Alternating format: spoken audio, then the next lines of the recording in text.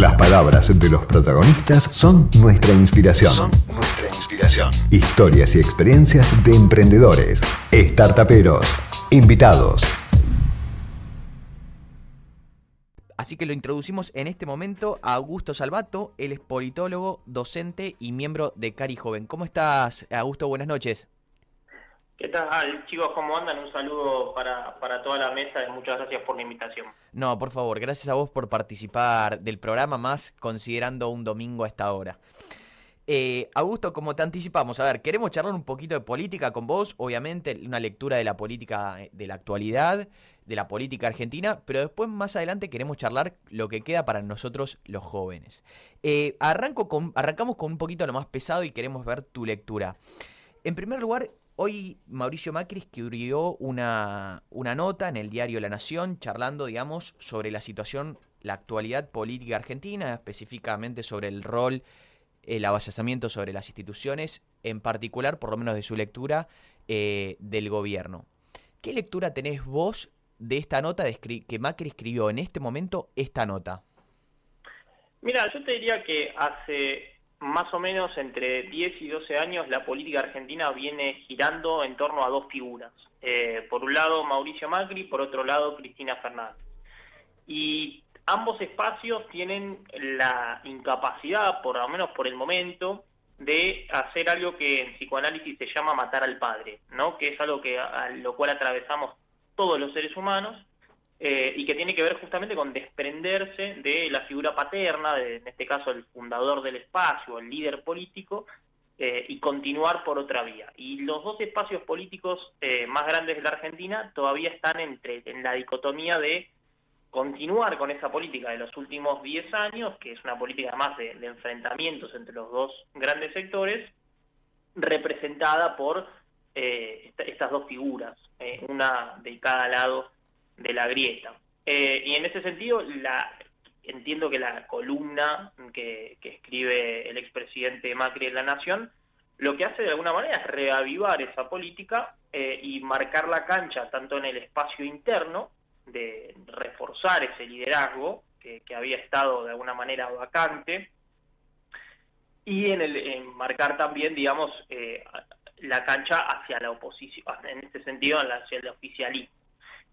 Lo que estoy viendo en ese sentido es que podríamos aspirar en la política argentina a tener, digamos, lo que habíamos hablado antes, ¿no? Matar al padre y que los dos espacios se puedan desprender de esas figuras. Por el momento no lo han logrado. La carta de Macri la leo entonces en ese sentido, en la continuidad de esos dos grandes liderazgos. Se dijo mucho de que esta carta o esta nota que escribió Macri fue más que nada un mensaje, como vos dijiste, a Larreta, en particular, sobre todo con lo que pasó esta última semana. El tema de la quita de los fondos de la coparticipación puso a Larreta en primer lugar o primer referente de la oposición, no solamente a nivel municipal o a nivel, digamos, ciudad, sino que también a nivel nacional. ¿Crees que también fue un mensaje en particular para él, decirle acá estoy yo? Sí, definitivamente. Es decir, es muy, muy difícil en la política argentina posicionarse tanto como líder de la oposición como líder de un espacio sin tener gestión. Porque claro, la gestión, el ejecutivo, es de alguna manera lo que te da no solamente visibilidad, sino también caja para hacer cosas. No estando en esa gestión es muy difícil continuar siendo un referente. Vemos cómo le costó mucho a Cristina Fernández en los últimos 4 años y cómo le está costando en ese sentido a Macri ahora. Y yo lo veo de alguna forma como marcarle la cancha hacia los propios y extraños también. ¿Quién crees, o sea, teniendo esta lectura, ¿no? ¿Quién crees que puede ser el candidato a 2023? Porque hoy tuvimos la oportunidad de escuchar en una entrevista que le hicieron a Emilio Monzó en una nota para Infobae, comentar, digamos, que el espacio, él fue parte, digamos, para la audiencia les comentamos, él fue parte del grupo, digamos, de Cambiemos, decir que las figuras de Macri, de Patricia Bullrich, las figuras personalistas y solistas, en sus palabras, ya estaban desgastadas y que la sociedad no quería eso, sino que tenía que nacer una especie de tercera fuerza por la nueva juventud o la nueva generación de políticos, liderada obviamente por Vidal, Larreta, incluso nombró a Lustó, o también nombró a Urtubey. ¿Esto vos creés que es necesario que nazca esta nueva generación de oposición?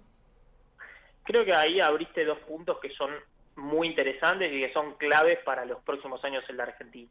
El primero es quién va a ser el candidato en 2023 o quiénes van a ser los candidatos. Y ante eso tengo una primera respuesta que es, si alguien nos hubiera dicho en 2016 que el candidato por el kirchnerismo iba a ser Alberto Fernández, nadie lo hubiera creído. Es decir, como dice el politólogo Adam Przeworski, la Argentina es el país más extraño del mundo y además es un país altamente impredecible, por lo cual puede ser cualquiera el candidato, de la oposición o incluso del oficialismo. Eso sería la primera parte de la respuesta. Ahora, por otro lado, generalmente en la Argentina hay una tendencia a que las disidencias hacia adentro de los partidos, o en este caso hacia adentro de las coaliciones, se resuelven por afuera. Es decir, lo hemos visto, por ejemplo, con Sergio Massa en 2013, con el Frente Renovador, saliéndose del kirchnerismo para acumular poder por afuera. Lo hemos visto también en varias oportunidades con exenciones del radicalismo, que han sido, entre otras, el partido que luego dirige Elisa Carrió, con la coalición cívica. Es decir, hay una tendencia a resolver las dificultades internas saliéndose de las coaliciones. El problema que tienen hoy las dos grandes coaliciones, es decir, la que está en el poder y la que está en la oposición, es que si se desarman, lo más probable es que pierdan. Y lo saben muy bien. Entonces, yo leo un poco más lo de Monzó como un intento de tomar liderazgo para poder posicionarse en un rol de liderazgo dentro de Cambiemos, que posicionando la idea de una tercera fuerza que busque romper. Es decir, la política argentina está tan polarizada que hoy separados, digamos, en ninguna de las dos coaliciones alcanza, y creo que los dos sectores que hoy están en el poder lo entendieron bien. Empieza una nueva etapa extraña en la política argentina donde va a haber que negociar mucho hacia adentro, cosa que no es tan común. Ok. Augusto, te voy a hacer una pregunta complicada, pero quiero tu lectura en términos políticos. Se escucha mucho decir que los dos últimos gobiernos, el gobierno actual y el gobierno anterior, son lo mismo. En términos políticos, ¿son lo mismo? Mira, efectivamente es una pregunta complicada. Yo lo que te diría es que en cuanto a la construcción de liderazgo y la construcción de poder, se han basado en la misma premisa de que es necesario construir, digamos, que construir en pos de algo. ¿No? Los dos sectores lo que han recurrido constantemente es a esa construcción dicotómica de la realidad, donde hay un gran componente de lo que es el amigo-enemigo. En ese sentido, podemos decir que los dos han construido poder de forma parecida. También es cierto que en las democracias las formas también son el fondo muchas veces, y eso diferencia los dos espacios. Es decir, las formas de construcción de poder, si bien los dos recurren a la idea de amigo-enemigo, no es lo mismo en los dos espacios, pero en lo que refiere a la dicotomía amigo-enemigo, efectivamente han tenido esa forma de construir poder.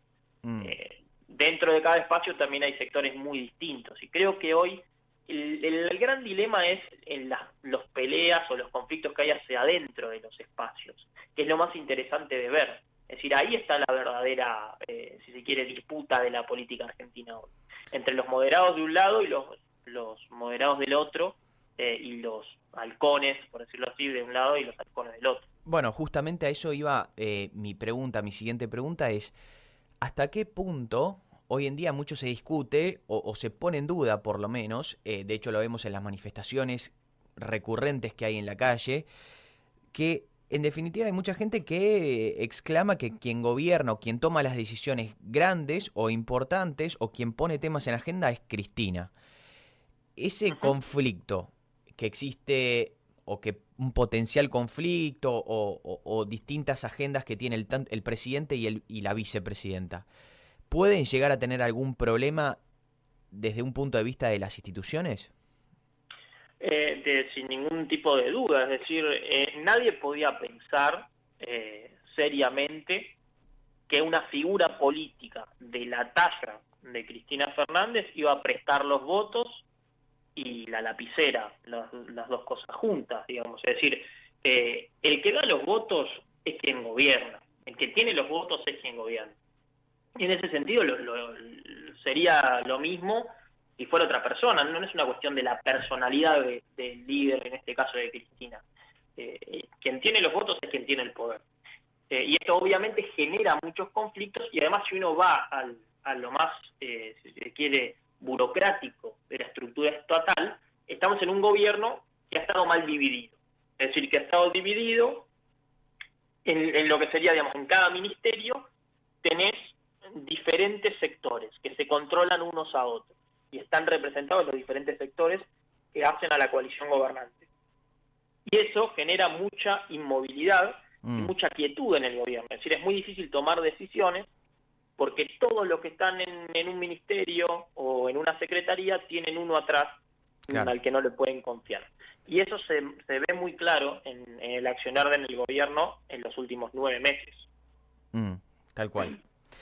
¿Crees que el gobierno, en estas marchas que yo te comentaba anteriormente, hace oídos sordos o efectivamente las escucha y toma nota? Porque escuchamos al presidente decir que, bueno, las manifestaciones de la gente de mal, las ninguneó, responsabilizar si eventualmente hay un rebrote o un aumento exponencial en la cantidad de casos.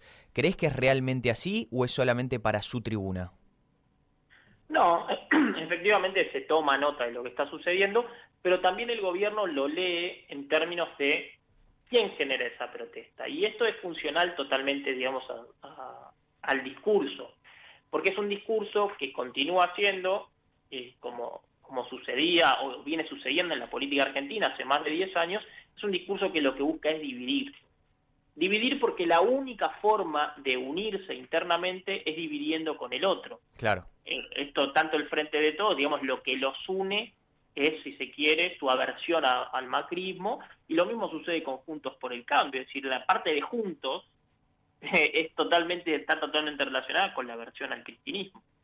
Claro, claro. ¿Crees que en Argentina en algún momento, no digo ahora, ojalá, ¿no? Pero en el corto plazo, la política podrá tomar decisiones o gestionar mirando el largo plazo, mirando las generaciones que viene, o siempre vamos a hacer, o siempre vamos a tener gobiernos que gobiernen para el próximo año, para los próximos 4 años? ¿Se puede hacer en Argentina una política a largo plazo, o el electorado no lo soportaría, que aquel gobierno que decida hacer eso va a perder las próximas elecciones y por eso no estaría dispuesto a asumir ese riesgo?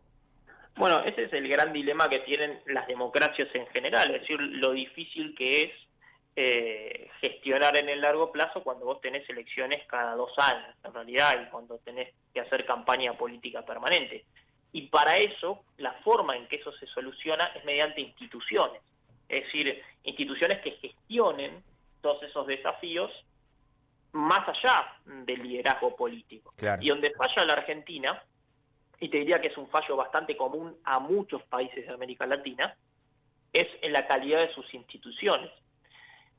Por lo cual, perfectamente se puede, es decir, acá no tenemos que pensar en ideas deterministas de que ningún país ni ninguna provincia está condenado a algo, pero hay que saber hacia dónde mirar. Y en ese sentido, las instituciones en la democracia argentina son una de las grandes deudas del Estado argentino. Tenemos un Estado enorme, pero a la vez muy ausente. La Argentina necesita probablemente un Estado mucho más presente y al mismo tiempo mucho más eficiente, es decir, que pueda gestionar mejor los problemas de la gente y que pueda gestionar mejor toda la institución, digamos, pública. Buenas noches, Augusto. ¿Cómo estás? Soy Yani. ¿Qué tal? ¿Cómo estás? Bien. Bueno, yo te cambio un poquito de tema para lo que Lu introdujo un poco, que es el tema de los jóvenes, ¿sí? Tanto nosotros como vos somos gente joven, profesional, en la cual venimos hablando mucho también en Startuperos sobre el tema de que hay personas que se están yendo, otras que ya se fueron. En nuestro caso puntual tenemos muchos amigos que ya se fueron. Y también es un tema recurrente de conversación hablar sobre estos temas, y también en los emprendedores por temas que venimos tocando acá en Startuperos, como que no se puede planear a futuro porque nos están cambiando todo el tiempo las reglas del juego, sobre los impuestos que hay. Entonces, dado todo esto, lo que te quería preguntar es, ¿qué le dirías a los jóvenes que ven como salida Ezeiza, y también si hay un futuro para los jóvenes argentinos? Mira, que hay futuro, te empiezo por la segunda, por supuesto que lo hay, es decir, hay una multiplicidad de hechos y de factores que posicionan a la Argentina como un país de oportunidades, es decir, continuamos teniendo una movilidad social ascendente, comparándolo incluso con el resto de la región. La Argentina es el país latinoamericano con más unicornios per cápita, es además uno de los países con mayor talento tecnológico, donde la educación además es de calidad y es accesible en términos económicos. Entonces, hay oportunidades en la Argentina, por supuesto que las hay, pero además la Argentina tiene lamentablemente el gran problema de ser un país altamente inestable, como vos bien mencionabas. Y esa inestabilidad es lo que genera la sensación, especialmente de un sector más de clase media, profesional, educado, que dice, bueno, me voy a buscar la vida a otro lado. Y eso es perfectamente válido, es decir, cada uno con su proyecto individual de vida puede hacer lo que quiere y lo que le sea más cómodo, pero por supuesto que la Argentina es un país que tiene oportunidades en ese sentido, y también es necesario, digamos, romper un poco con esa visión de que la única salida posible es Ezeiza. Es decir, la juventud argentina ha estado criada durante décadas con esa visión de que la Argentina es un desastre, la Argentina no va a cambiar, la Argentina es ingobernable, y eso evidentemente genera también y es totalmente funcional a un sector, digamos, que se beneficia de eso y que lo que expulsa es constantemente el talento. En las economías del futuro el talento es lo más importante, por lo cual lo que tenemos que hacer es generar las condiciones para que ese talento se quede en la Argentina, elija la Argentina, y justamente cambie o pueda cambiar esa realidad. Las oportunidades están, lamentablemente están mal gestionadas.